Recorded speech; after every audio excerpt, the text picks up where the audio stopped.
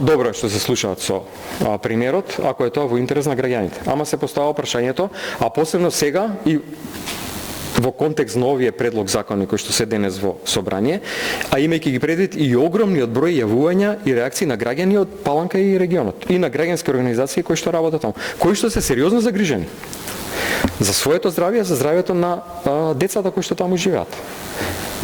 Очигледно е дека тие не се прашани. И кога зборува за бизнис интерес, за интерес на државата, ние видовме на ВМРО каков интересот. Нивниот бизнис интересот. Не е тоа за државата бизнис интерес. Ево од сите проекти кои што до сега се спроведуваат. Така да на прво место е интересот и гласот на граѓаните. Градоначалникот на Крива Паланка, од било која партија да е.